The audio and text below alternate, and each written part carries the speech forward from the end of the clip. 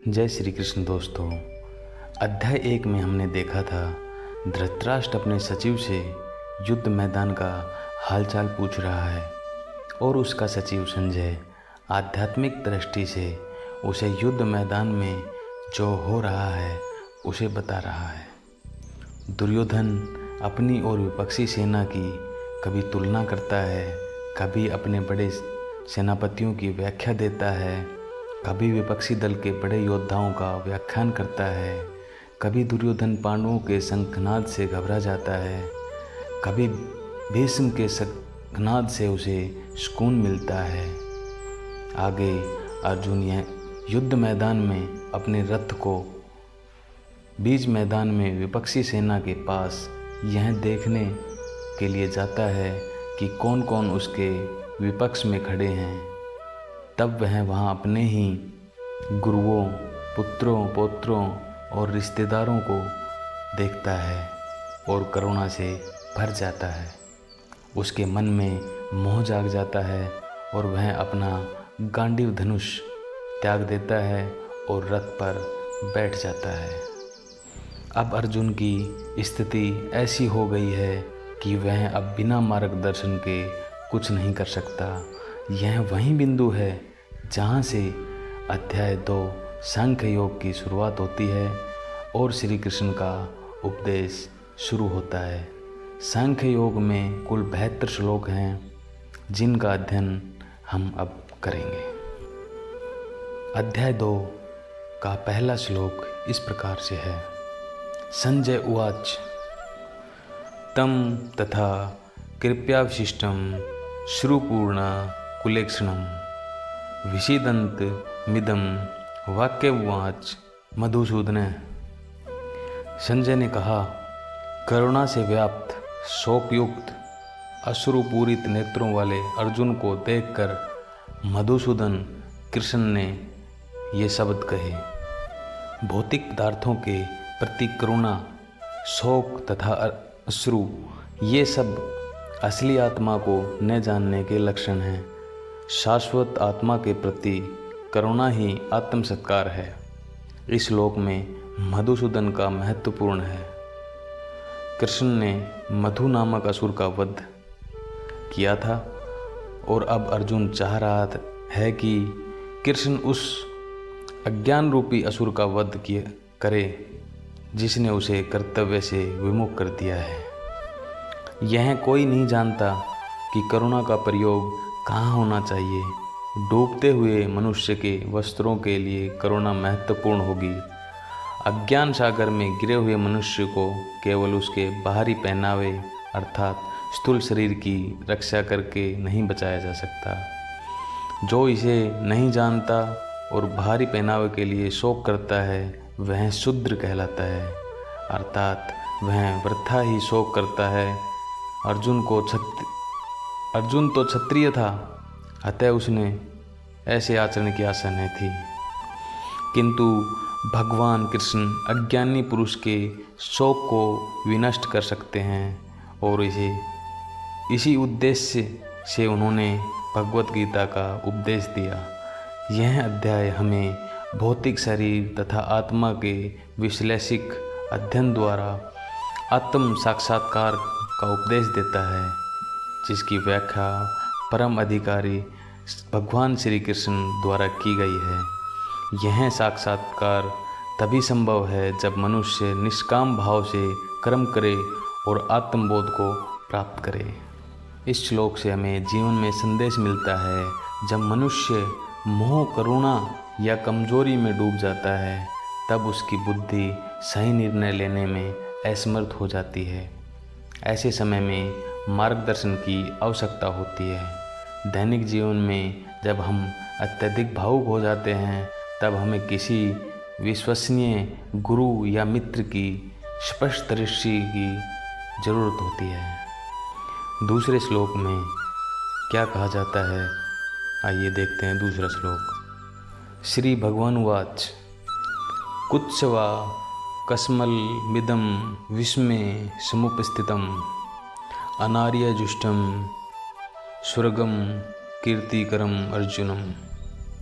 श्री भगवान ने कहा, हे अर्जुन, तुम्हारे मन में यह कलमश आया कैसे? यह उस मनुष्य के लिए तनिक भी अनुकूल नहीं है जो जीवन के मूल्य को जानता हो। इससे उच्च लोक की नहीं अपितु अपशय की प्राप्ति होती है। संस्कृत शब्द भगवान की व्याख्या वासुदेव के पिता पराशर मुनि ने की थी। समस्त धन, शक्ति, यश, सौंदर्य, ज्ञान तथा त्याग से युक्त परम पुरुष भगवान कहलाता है। भगवान का नाम भगवान ही क्यों पड़ा? इसका अर्थ है भगवान शब्द किन शब्दों से बना है? भय से भूमि, गै से गगन, वै से वायु, आ की मात्रा से अग्नि और न से नीर यानी पानी। जो इन पांचों तत्वों को अपने वश में करना जानता हो वही भगवान है। श्री कृष्ण तथा भगवान अभिन्न हैं, इसलिए श्री कृष्ण को संपूर्ण गीता में भगवान ही कहा गया है। भगवान परम सत्य की पराकाष्ठा है। परम सत्य का बोध ज्ञान की तीनों अवस्थाओं में होता है। ब्रह्म या निर्वेश, सर्वव्यापी चेतना, परमात्मा या भगवान का अंतर्यामी रूप जो समस्त जीवों के हृदय में है, तथा भगवान या श्री भगवान कृष्ण। श्रीमद् भगवद गीता में परम सत्य की यह धारणा इस प्रकार बताई गई है। वद्यन्ति तत्त्वविदस्तम यज्ञानद्वम ब्रह्म ज्योति परमात्मेति भवानीति शब्दते। परम सत्य का ज्ञाता परम सत्य का अनुभव ज्ञान की तीन अवस्थाओं में करता है और ये सब अवस्थाएं एक रूप हैं। ये ब्रह्म, परमात्मा तथा भगवान के रूप में व्यक्त की जाती हैं। इन तीन दिव्य पक्षों को सूर्य के उद्यांश द्वारा समझाया जाता है, क्योंकि उनके भी तीन तीन भिन्न पक्ष होते हैं, यथा धूप सूर्य की तरह तथा सूर्यलोक स्वयं जो सूर्य के प्रकाश का अध्ययन करता है वह नौसिखिया है। जो सूर्य की तरह सूर्य की सतह को समझता है वह आगे बढ़ा हुआ होता है, और जो सूर्यलोक में प्रवेश कर सकता है वह उच्चतम ज्ञानी है। ब्रह्म संहिता में स्वयं ब्रह्मा जी का निर्णय है कि श्री कृष्ण स्वयं भगवान हैं, न तो कोई उनके तुल्य है न उनसे बढ़कर है। वे आदि स्वामी या भगवान हैं, गोविंद रूप में जाने जाते हैं और समस्त कारणों के परम कारण हैं। भागवत में भी भगवान के नाना अवतारों की सूची है, किंतु कृष्ण को आदि भगवान बताया गया है। उनसे अनेकानेक अवतार तथा ईश्वर विस्तार करते हैं। भगवान की उपस्थिति में अर्जुन द्वारा स्वजनों के लिए शोक करना सर्वथा अशोभनीय है। अतः कृष्ण ने खुतय शब्द से आश्चर्य व्यक्त किया है। आर्य जैसी सभ्य जाति के किसी व्यक्ति से ऐसी मलिनता की उम्मीद नहीं की जाती। आर्य शब्द उन व्यक्तियों पर लागू होता है जो जीवन के मूल्यों को जानते हैं और जिनकी सभ्यता आत्म साक्षात्कार पर निर्भर करती है। ध्यात्म बुद्धि से प्रेरित मनुष्यों को यह ज्ञान नहीं रहता कि जीवन का उद्देश्य परम सत्य विष्णु या भगवान का साक्षात्कार है। वे तो भौतिक जगत के भ्राय स्वरूप से मोहित हो जाते हैं। अतः वे यह नहीं समझ पाते कि मुक्ति क्या है। जिन पुरुषों को भौतिक बंधन से मुक्ति का कोई ज्ञान नहीं होता वे अनार्य कहलाते हैं। यद्यपि अर्जुन क्षत्रिय था, किंतु युद्ध से विचलित होकर वह अपने कर्तव्य से गुमराह हो रहा था। उसकी यह कायरता अनार्यों के लिए ही शोभा देने वाली हो सकती है। कर्तव्य पथ से इस प्रकार का विचलन न तो आध्यात्मिक जीवन में प्रगति करने में सहायक बनता है, न ही इससे इस संसार में ख्याति प्राप्त की जा सकती है। भगवान कृष्ण ने अर्जुन द्वारा अपने स्वजनों पर इस प्रकार की करुणा का अनुमोदन नहीं किया। आइए हम आगे श्लोक संख्या 3 पर बढ़ते हैं। कैव्यम मासम गमे पार्थ नैतत्व युपद्यते क्षुद्रम हृदय दौर्बल्यम तक्त्यो निष्ठम परंतप। हे पार्थ, कायरता मत धारण कर, यह तुझे शोभा नहीं देती। हे शत्रुओं को जलाने वाले अर्जुन, हृदय की इस तुच्छ दुर्बलता को त्याग कर खड़ा हो। अर्जुन को प्रथा पुत्र के रूप में संबोधित किया गया है। प्रथा कृष्ण के पिता वसुदेव की बहन थी, अतः कृष्ण के साथ अर्जुन का रक्त संबंध था। यदि क्षत्रिय पुत्र लड़ने से मना करता है तो वह नाम का क्षत्रिय है, और यदि ब्राह्मण पुत्र अपवित्र कार्य करता है तो वह नाम का ब्राह्मण है। ऐसे क्षत्रिय तथा ब्राह्मण अपने पिता के अयोग्य पुत्र होते हैं। अतः कृष्ण यह नहीं चाहते थे कि अर्जुन अयोग्य क्षत्रिय पुत्र कहलाए। अर्जुन कृष्ण का घनिष्ठतम मित्र था और कृष्ण प्रत्यक्ष रूप से उसके रथ का संचालन कर रहे थे। किंतु इन सब गुणों के होते हुए भी यदि अर्जुन युद्ध भूमि को छोड़ता है तो वह अत्यंत निंदनीय कार्य करेगा। अतः कृष्ण ने कहा कि ऐसी प्रवृत्ति अर्जुन के व्यक्तित्व को शोभा नहीं देती। अर्जुन यह तर्क कर सकता था कि वह परम पूज्य भीष्म तथा स्वजनों के प्रति उदार दृष्टिकोण के कारण युद्ध भूमि छोड़ रहा है, किंतु कृष्ण ऐसी उदारता को केवल हृदय दौर्बल्य मानते हैं। ऐसी झूठी उदारता का अनुमोदन एक भी शास्त्र नहीं करता। अतः अर्जुन जैसे व्यक्ति को कृष्ण के प्रत्यक्ष निर्देशन में ऐसी उदारता या तथाकथित अहिंसा का परित्याग कर देना चाहिए। इस श्लोक से हमें जीवन में यह संदेश मिलता है कि हर इंसान के जीवन में डर और हताशा आती है, पर उसे वीरता नहीं छोड़नी चाहिए। यदि हम जिम्मेदारियों से भागेंगे तो अपनी शक्ति को कभी नहीं पहचान पाएंगे। हमें जीवन में कमज़ोर क्षणों को झटक कर आगे बढ़ना चाहिए।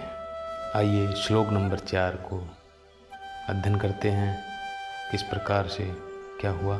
अर्जुन उवाच कथम भीष्मं संख्ये द्रोणं च मधुसूदन इषुभि प्रतियोत्थामि पूजा अरो वरिसूदन। अर्जुन ने कहा, हे मधुसूदन, हे शत्रुहंता, मैं भीष्म और द्रोण जैसे पूजनीय जनों के साथ युद्ध कैसे करूं। हे हरिसूदन, वे तो पूजनीय हैं। भीष्म पितामह तथा द्रोणाचार्य जैसे सम्माननीय व्यक्ति सदैव पूजनीय हैं। यदि वे आक्रमण भी करें तो उन पर पलट कर आक्रमण नहीं करना चाहिए। यह सामान्य शिष्टाचार है कि गुरुजनों से वाग्युद्ध भी न किया जाए। यहाँ तक कि यदि कभी वे रुद्र व्यवहार करें तो भी उनके साथ रुच व्यवहार न किया जाए। तो फिर भला अर्जुन उन पर बाण कैसे छोड़ सकता है।